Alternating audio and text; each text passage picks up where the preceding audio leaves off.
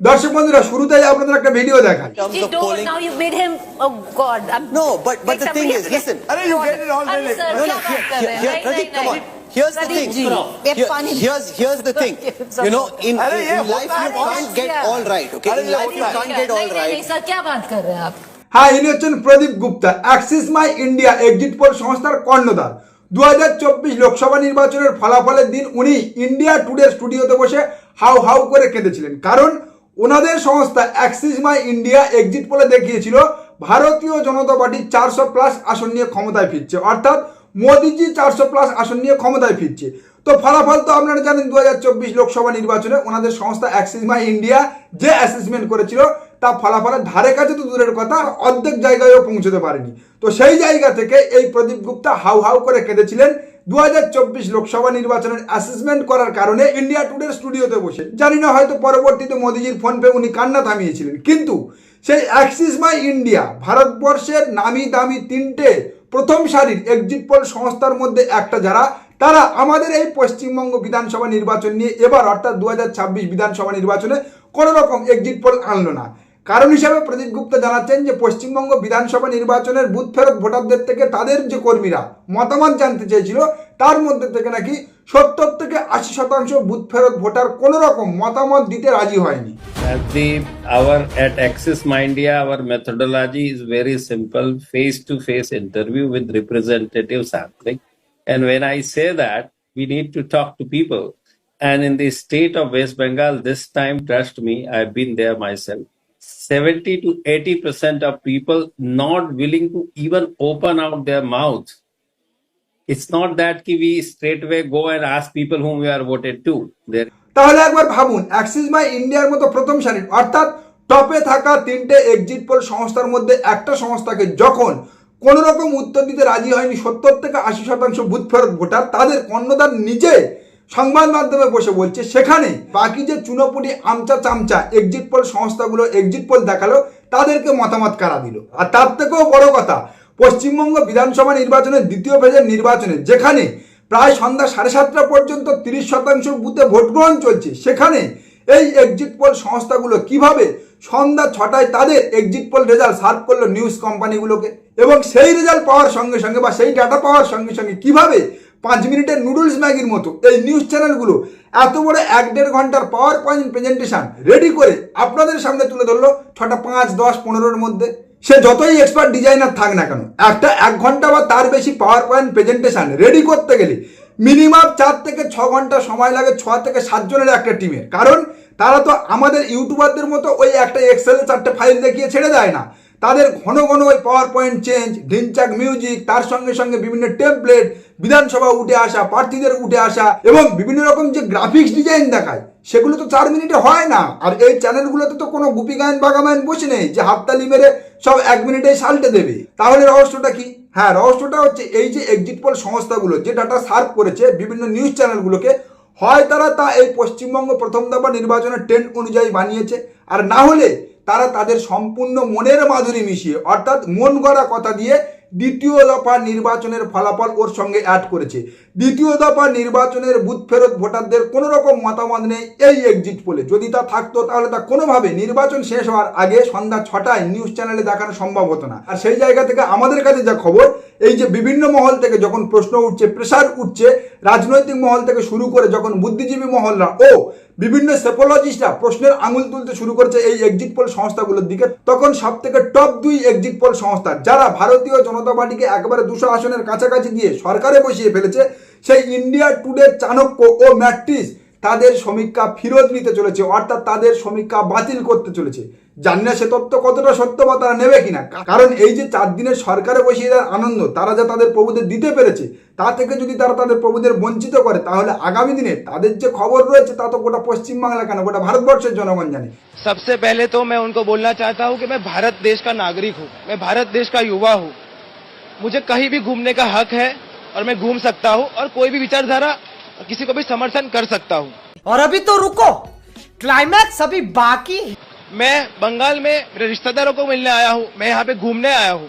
अच्छा, बंगाल की परिस्थिति आप सब लोग जानते हो क्या है। बोलने दे, तकलीफ हुआ है बेचारे को, बोल। तो मैं उसको डॉक्यूमेंट क्यों ना करूं। उसमें क्या गलती कर दी है मैंने? अभी बदत है भाई, अभी बदत है। कि आप भवानीपुर के वोटर नहीं हो, आप गुजरात के वोटर हो, ये क्या वो पर मैं वोटिंग के दिन थोड़ी यहाँ पे घूम रहा हूँ। मैं यहाँ पे आज तो वोटिंग है नहीं, तो मैं घूम सकता हूँ ना, मैं कहीं भी घूम सकता हूँ। मैं कोई इलेक्शन कमीशन का थोड़ी रूल कोई ब्रेक कर रहा हूँ। हाँ बेटा, लगता है तुम गू खा के ही मानोगे। क्या भाजपा की तरफ से आपको यहाँ लाया गया? यहाँ पे आप नहीं, मैं रिश्तेदार के घर पे घूमने आया हूँ, खुद से घूम रहा हूँ, खुद की मेहनत कर रहा हूँ। बंगाल को मुझे पता है परिस्थिति क्या है, बंगाल के युवाओं की परिस्थिति क्या हो सकती है। क्या? यहाँ पे जो हम लोग सोच रहे हैं वैसा नहीं है, और बस बंगाल को बचाना है, वही ध्येय है मेरा। और ये मेरी जवाबदारी है, युवा होने के नाते मेरी जवाबदारी है, तो मैं वो जवाबदारी पहले पूर्ण करूंगा। সরি টু সে আপনাদের কাছে ক্ষমা চেয়ে নিয়ে বলছি, এই কন্ডম ফাটা আরএসএস অবরাসে জন্ম নেওয়া বরাহনন্দন বাচ্চাটার নাম হচ্ছে দীপ প্রজাপতি, গুজরাটের সুরাটের বাসিন্দা। গতকাল মুখ্যমন্ত্রী মমতা বন্দ্যোপাধ্যায় যখন ভবানীপুর বিধানসভা কেন্দ্রের স্ট্রং রুম শেখাওয়াত মেমোরিয়ালে গিয়েছিলেন, তখন লাগাতার 1 ঘন্টা ফেসবুক লাইভ করে উস্কানি ও প্ররোচনামূলক বক্তব্য ছড়িয়েছিল একেবারে ওই শেখাওয়াত মেমোরিয়ালের সামনে দাঁড়িয়ে। এবং ধরা পড়ে যাওয়ার পরে কত বড় বুকের পাটা দেখুন এই গুজরাটি বেনিয়ার। সে সংবাদ মাধ্যমকে বলছে কুটুম বাড়িতে বেড়াতে এসেছে, সে ওখানকার স্থানীয় বাসিন্দা নয়, সে ওখানকার ছেলেও নয়, কুটুম বাড়িতে এসেছে এবং ভারতীয় হিসেবে তার সব জায়গায় যাওয়ার রাইট আছে, অধিকার আছে। এবং সেই পশ্চিমবাংলার কুটুম বাড়ি ঘুরতে এসে দেখছে পশ্চিমবাংলার হাল কতটা খারাপ হয়ে গিয়েছে, পশ্চিমবাংলার যুবকদের অবস্থা কতটা খারাপ, তা দেখে সে সহ্য না করতে পেরে সেটাকে ডকুমেন্টারি করে পশ্চিমবাংলা তথা ভারতবর্ষকে সজাগ করতে চাইছে। যে কারণে নাকি সে শেখাওয়াত মেমোরিয়ালের সামনে থেকে 1 ঘন্টা লাইভ করে এই সমস্ত বক্তব্য রেখেছে।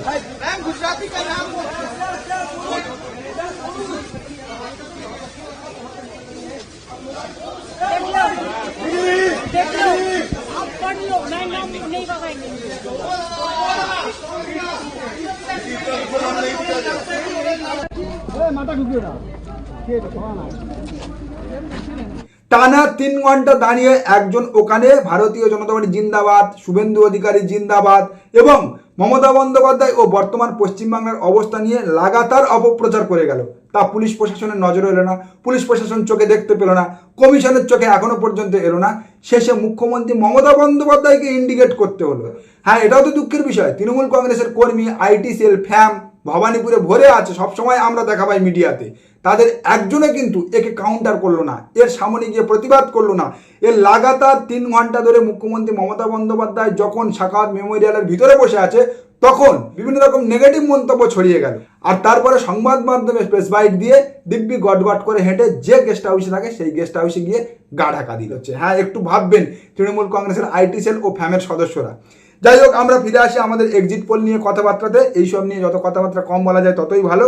তো এক্সিট পোল নিয়ে এই যে সমস্ত নোংরামি চলেছে, গত 2 দিন ধরে যে সমস্ত নোংরামি চলছে এবং বিভিন্ন দিল্লিতে বসে থাকা সংস্থার যে সমস্ত এক্সিট পোলগুলো দেখাচ্ছে, তাতে যেভাবে ভারতীয় জনতা পার্টি সরকারে চলে এসেছে তা তো আপনারা দেখেছেন। 2021-এও তারা দেখিয়েছিল, 2024-এও দেখিয়েছিল। এই এবিপি আনন্দ দেখিয়েছিল 2024-এ ভারতীয় জনতা পার্টি 27 থেকে 29টা আসন পাচ্ছে, তৃণমূল কংগ্রেস 16 থেকে 19টা আসন পেতে পারে। তো পরবর্তীতে রেজাল্ট তো কি আপনারা দেখেছেন। তো সেই জায়গা থেকে আমরা যে ওপিনিয়ন পোল ও 29 তারিখ রাত্রি 9:30টার সময় যে এক্সিট পোল আপনাদের দেখিয়েছি, যেখানে আমরা দেখিয়েছি মুখ্যমন্ত্রী মমতা বন্দ্যোপাধ্যায় বা তৃণমূল কংগ্রেস 232 আসন, 230 প্লাস আসন নিয়ে ক্ষমতায় আসতে চলেছে। হ্যাঁ, সেই জায়গায় এখনো পর্যন্ত আমরা নিউট্রাল রয়েছি। এই এক্সিট পোলের হাওয়াতে আমরা এখনো পর্যন্ত হেলে যাইনি বা নুয়ে যাইনি। আমি নিজে গতকাল রাতে বেঙ্গল সার্ভে কোম্পানির অফিসে তার সিওর সঙ্গে গিয়ে কথা বলেছি। সেখানে তিনি আমাকে আশ্বস্ত করেছে যে যদি আমাদের কাজ না ভুল হয়ে থাকে তাহলে আমাদের সমীক্ষাও ভুল নয়। তৃণমূলকে কেউ সরাতে পারবে না। এই বাজারেও তো 164টা এমএলএ তে আমাদের লিড আছে, ভয় পাবেন না। দেখবেন মমতা বন্দ্যোপাধ্যায়ের সঙ্গে রাজ্যের মানুষ আছে, আপনারা আছেন। এত কাজ কেউ কখনো করেছে? এই যে কন্যাশ্রী জয়গান, আজকে মহিলাদের বিপ্লব, মাধ্যমিকে ছেলেদের থেকে মেয়েরা বেশি কেন? কন্যাশ্রীর জন্য। মুখ্যমন্ত্রী আমাদের নেত্রী, পঞ্চায়েত ব্যবস্থায় স্বচ্ছতা, আমাদের নেতৃত্বের মধ্যে কোনো স্বচ্ছতার অভাব থাকলে তিনি যা স্কিম দিয়েছেন বাংলা আবাস যোজনা থেকে শুরু করে প্রত্যেকটা কর্মসূচি যাতে মানুষ পায়, তার অধিকার যাতে কেউ বঞ্চিত না হয়, কোনো আধিকারিক, কোনো জনপ্রতিনিধি তার সঙ্গে যাতে খারাপ কিছু না করে, তার জন্য তিনি মুখ্যমন্ত্রী অভিযোগ সেল সিএমআরও করেছেন। হাজার হাজার অভিযোগ যাচ্ছে, নিষ্পত্তি হচ্ছে।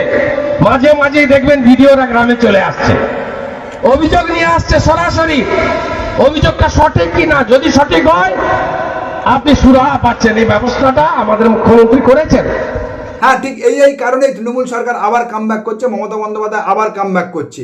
এক্সিট পোল দেখানোর পর থেকে নিউজ চ্যানেলগুলো যে কাঁদুনি গাইতে শুরু করেছে, যে বিরাট অ্যান্টি ইনকানভেন্সি কাজ করেছে আরজিকর ইস্যু বা ওই চাকরি দুর্নীতি ইস্যু নিয়ে, এবং ভারতীয় জনতা পার্টিও যেটা লাগাতার প্রচার করে এসছে, সেই জায়গা থেকে গ্রাউন্ডে রিপোর্ট তুলতে গিয়ে বেঙ্গল সার্ভে কোম্পানি যেটা দেখেছে, তাদের থেকে আমাদের কাছে যে ডাটা দিয়েছে, 30% মানুষ কিন্তু অ্যান্টি ইনকানভেন্সির সঙ্গে সহমত দিয়েছে। অর্থাৎ সরকার বিরোধিতা মনোভাব রয়েছে পশ্চিমবাংলার মাত্র 30% মানুষের, আর সরকারের প্রতি বিভিন্ন জনকল্যাণমূলক প্রকল্প ও সার্বিক উন্নয়ন নিয়ে আস্থা রয়েছে 70% জনগণের।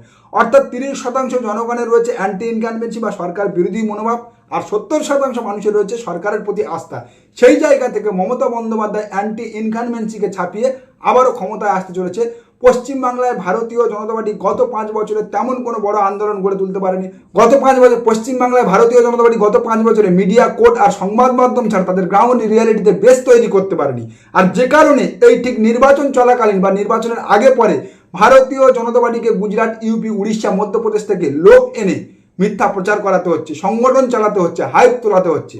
তাই বলবো, এই এক্সিট পোল থেকে অযথা উদ্বিগ্ন হবেন না, সাহস ধরে রাখুন, হৌসলা ধরে রাখুন। এই এক্সিট পোল ম্যানিপুলেট করাটা হচ্ছে ভারতীয় জনতা পার্টির আর একটা মাইন্ড সেট আপ গেম, যা দিয়ে হরিয়ানাতে ভারতীয় জনতা পার্টি শেষ 4 রাউন্ডে যেটা কংগ্রেসকে হারিয়ে দিয়েছিল। আর সেই একই খেলা এই পশ্চিমবাংলায় খেলার জন্য এক্সিট পোল সংস্থা ও নিউজ চ্যানেলগুলোকে ভারতীয় জনতা পার্টি ব্যবহার করে এই মিথ্যা ও ফেক ম্যানিপুলেট করা এক্সিট পোল দেখিয়েছে, যাতে করে বিভ্রান্ত হয়ে একটা সময় মনোবল হারিয়ে কাউন্টিং সেন্টার ছেড়ে অপোজিশন রাজনৈতিক দলের কাউন্টিং এজেন্ডা বেরিয়ে আসে এবং তার ফাঁকে ওরা গেম খেলে বেরিয়ে যায়। তাই কোনো রকম ভরসা হারাবেন না, নিজের সাহস ধরে রাখুন, আমাদের প্রতি ভরসা রাখুন। এই নিউজ চ্যানেলের এক্সিট পোলগুলো যদি ভারতীয় জনতা পার্টিকে 4 দিনের সরকার গঠনের সুখ দিতে পারে, আমরা কথা দিচ্ছি আমাদের এক্সিট পোল আপনাদের 5 বছরের সরকার গঠনের আনন্দ দেবে। নমস্কার, আজকের প্রতিবেদন এখানে শেষ করলাম। দেখা হচ্ছে আগামী কোনো প্রতিবেদনে। আমাদের প্রতিবেদন সম্পর্কে আপনাদের মতামত অবশ্যই জানান আমাদের কমেন্ট সেকশনে। সবাই ভালো থাকবেন।